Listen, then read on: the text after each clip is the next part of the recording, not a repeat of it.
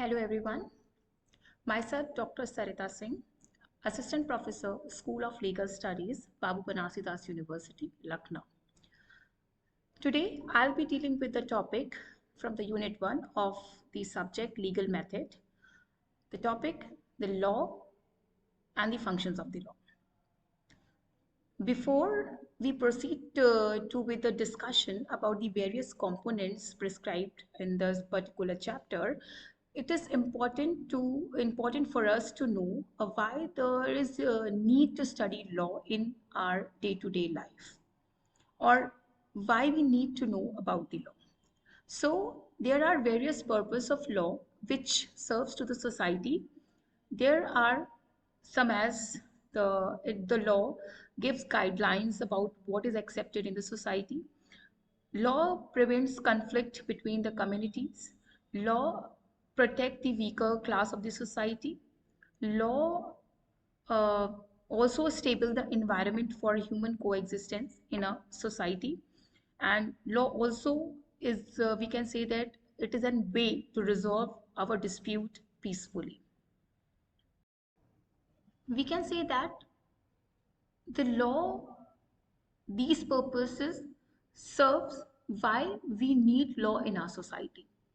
Law affects all aspects of our life, like law establishes standards of conduct, law maintains order, resolve dispute, and protects right and liberties. When we come to know the meaning of the law, so we can say that different jurists have defined law in their own terms according to the philosophy they follow, according to the school they follow. So we can say that there is no such definition, agreed definition, on which we can rely on. So when we talk about the meaning of the law or the definition of the law, we can only compile the definitions of the jurist, the given definition of the jurist. Like if we talk about the meaning of the law means rules applied indiscriminately to all actions. Law also means a notional pattern of conduct to which action should conform. The next definition, a very good definition, we can say that law is a body of rules and regulations based on the principle of justice, fair play, and convenience worked out by governmental bodies to regulate human activities. Uh, Means now there is also a very good definition of law which talks about process by which organized society apply rules and regulation to establish and maintain peaceful and orderly relations amongst the people in the society.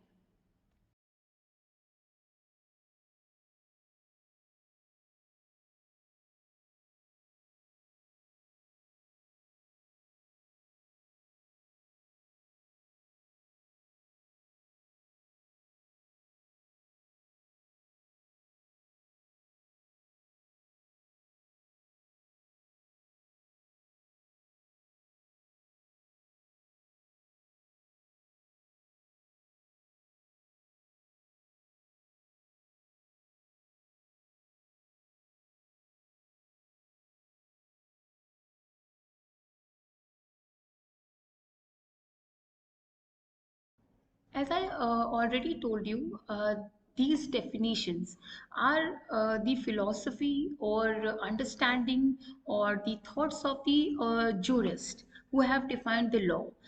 As already told you that there is no agreed definition on which we can rely on. So these are the definition depending on the various schools and thoughts and principles of the jurist. So law is basically a set of rules and regulations which is for the governing society. Law can be defined on its basis, on its sources, on its effect, on its method, and on its end. So when we talk about the basis, like how the law can be defined on the basis, the basis means law can be defined by its basis like in nature, reason, religion, or ethics. When we define law by the sources like custom, precedent, legislation from where the law has originated.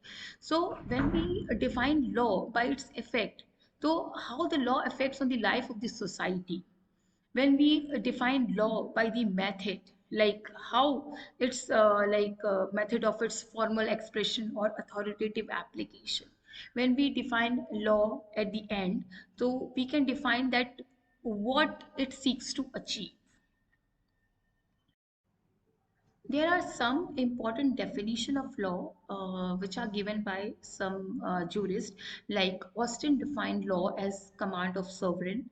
Paton defined law as a body of rules which are seen to operate as binding rules. A.B. Dicey defined law as a reflection of public opinion. Eyring has defined law as a guarantee of the conditions of life of society assured by state's power of constraints.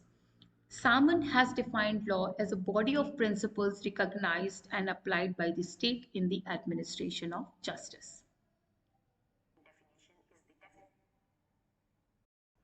Kelson defined as a law norms of human behavior which has its genesis from one ground norm, that is Constitution of India. Savini defines law as an unconscious growth within the community can be understood in its historical perspective.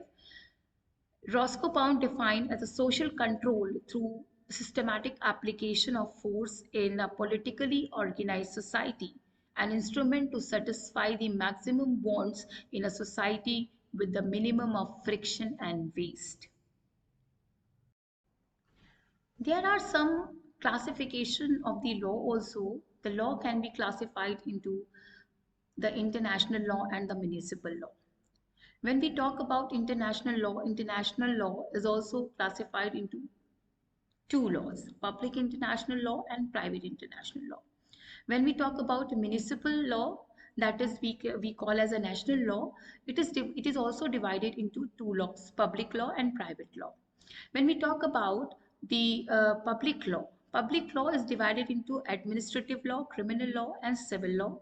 Criminal law, like Indian Penal Code, civil law means law of contract, law of torts. Private law is divided into two parts, Hindu law and Muslim law.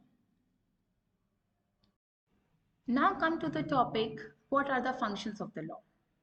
Law fulfills many functions, but here I will discuss some major functions of the law, which are as follows. The first function that I would like to talk about, laws protect individual rights and freedoms. The law provides protection to the individuals from other persons, from organizations, and even from the government. The second function is the law provide a framework and the rules to help settle disputes between individuals. Like the laws create a system where individuals can bring their dispute to an impartial tactic, such as a judge or jury. There is also a legal option where individuals work together to find a solution, such as by using alternative dispute resolution, that is ADR. There are courts at every level to decide who should win in a dispute. The third function is without law, there will be no way to set the standard.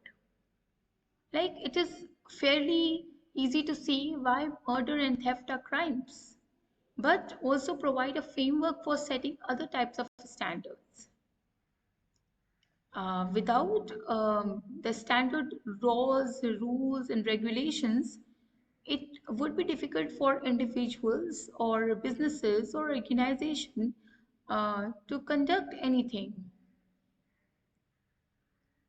The fourth one is law helps societies to maintain order.